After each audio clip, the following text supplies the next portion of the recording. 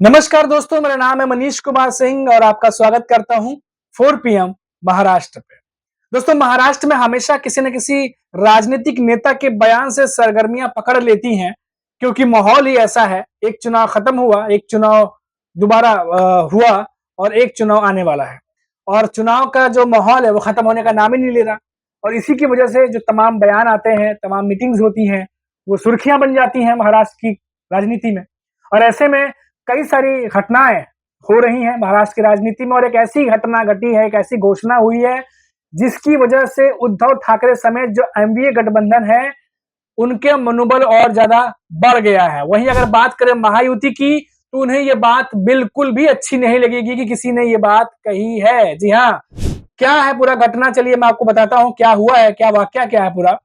कि जब तक उद्धव ठाकरे सीएम नहीं बन जाते मन को शांति नहीं मिलेगी। ये शंकराचार्य ने उद्धव ठाकरे को लेकर एक बड़ी घोषणा कर दी है और ये बात महायुति के नेताओं को बिल्कुल भी अच्छी नहीं लगी है और उनके तरफ से पलटवार भी हुआ है इस बयान पर।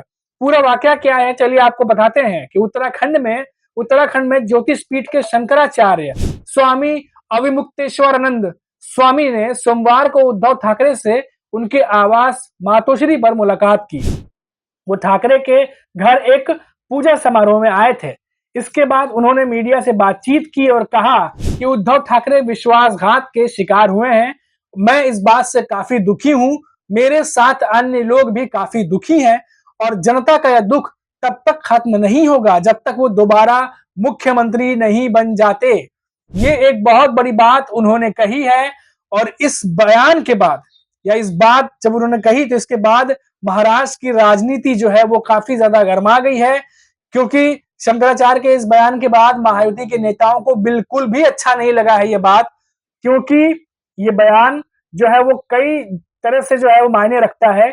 और विधानसभा चुनाव में लेकर के जहां तक कि महायुति की बात है, वो कोई भी ऐसी गलती नहीं करना चाह रहा है जिनसे उन्हें नुकसान हो। और ऐसे में जब इस तरीके के इंसिडेंट, ये घटना घटती है, इस तरह के बयान आते हैं, तो एमवीए गठबंधन का मनोबल और ज्यादा बढ़ गया है और महायुति के नेताओं को ये बात बहुत ज्यादा चुभी है या खटकी है, एक तरह से आप कह लीजिए।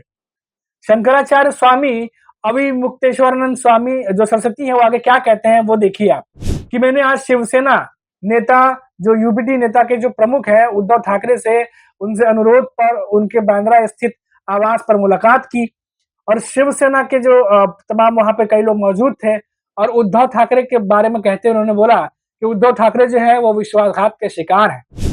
उद्धव ठाकरे के साथ जो विश्वासघात हुआ है इससे मैं नहीं बल्कि कई अन्य लोग भी दुखी हैं। आगे कहते हैं स्वामी जी कि वो जब तक दोबारा मुख्यमंत्री नहीं बन जाते लोगों का दर्द कम नहीं होगा और साथ ही साथ कहते हैं कि वो हमारे आशीर्वाद के अनुसार जो भी आवश्यक होगा वो करेंगे। साथ ही साथ कहा है कि विश्वासघात सबसे बड़ा पाप है। जो विश्वासघात करता है वो हिंदू नहीं हो सकता, जो विश्वासघात को सहन करता है वो हिंदू है।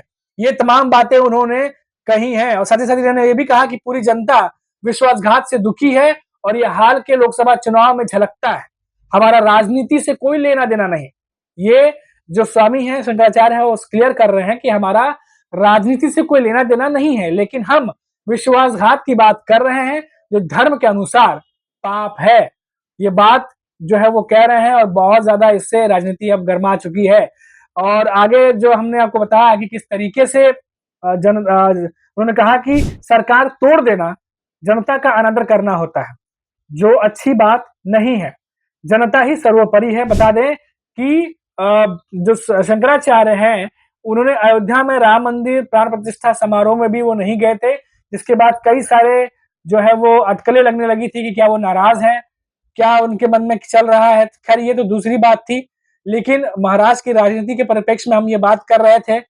अब जब इतनी बड़ी बात निकली है तो जाहिर सी बात है कि इस पर जो है वो पलट करके जवाब भी आएगा। और ऐसे में जो संजय निरुपम है, जो पहले कांग्रेस के नेता हुआ करते थे और कांग्रेस की तरफ से बहुत ज्यादा एक्टिवली वो हर चीज पर सवाल जवाब किया करते थे, और इसी साल लोकसभा चुनाव जब हो रहे थे उससे पहले जब मुंबई नॉर्थ वेस्ट सीट की बात हुई और वहां से चुनाव लड़ना चाह रहे थे और कई सारी चीजें ऐसी घटी जो उनके मन मुताबिक नहीं हुई, इसके बाद वो कांग्रेस छोड़कर एकनाथ शिंदे की शिवसेना के साथ चले गए।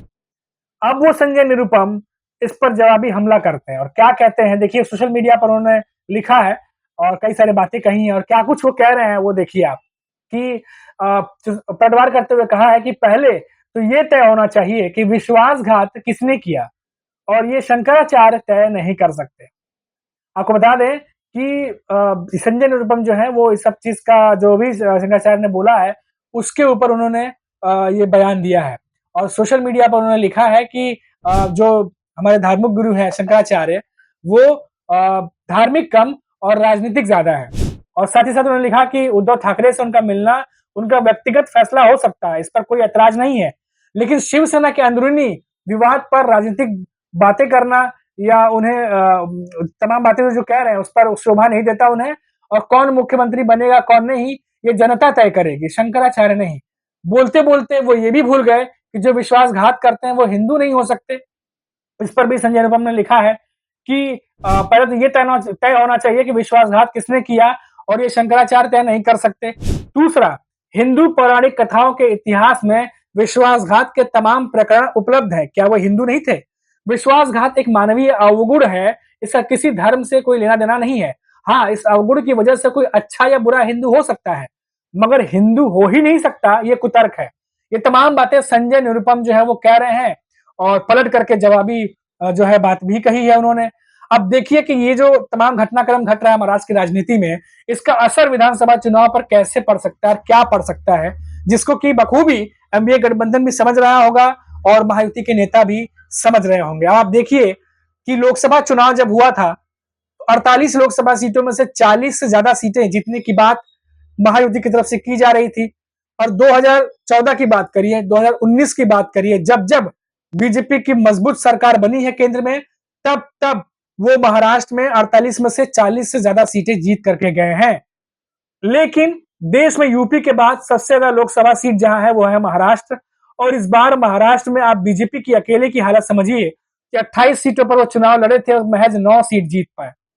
और उसके अलावा जो उनके सहयोगी दल थे अजीत पवार और एकनाथ शिंदे, अगर सबके सीटें मिला दें तो 48 में से 17 सीटें ही वो निकाल पाए हैं। बाकी सारी सीटें जो है वो एनडीए गठबंधन की तरफ गई हैं, जिसके बाद एनडीए गठबंधन का हौसला काफी ज्यादा बुलंद है, हौसला बढ़ा हुआ है और वो इस बार के विधानसभा चुनाव में महाराष्ट्र की सरकार बदलने जा रही है, इस बात को लेकर आश्वस्त है। और इसीलिए उद्धव ठाकरे और शरद पवार लगातार इस पर भी बयान देते रहते हैं और बीच बीच में रही सही कसर वो संजय राउत पूरी करते रहते हैं। वो लगातार हर दूसरे तीसरे दिन केंद्र की सरकार पर और साथ ही साथ महायुति पर हमला बोलते रहते हैं। और इन सब के बीच जब इस तरीके से शंकराचार्य मुंबई आए, महाराष्ट्र आए और उन्होंने जिस तरीके से बिना नाम लिए इतनी सारी बातें बोल दी और उद्धव ठाकरे के सपोर्ट में बोला, तो जाहिर सी बात है महायुति के नेताओं को अच्छा नहीं लगा और उसी का जवाब जो है वो पलट करके संजय निरुपम ने जो है वो सोशल मीडिया पे दिया। आप देखना होगा कि आने वाले दिनों में ये कैसे कैसे राजनीति गर्माती है और कौन कौन जो है बयान इस पर सामने आता है, किसका किसका बयान सामने आता है। खैर अभी तक के लिए फिलहाल इतना ही, फिर लौटेंगे तो बात करेंगे महाराष्ट्र से किसी बड़ी खबर पर। तब तक के लिए मुझे इजाजत दीजिए, नमस्कार।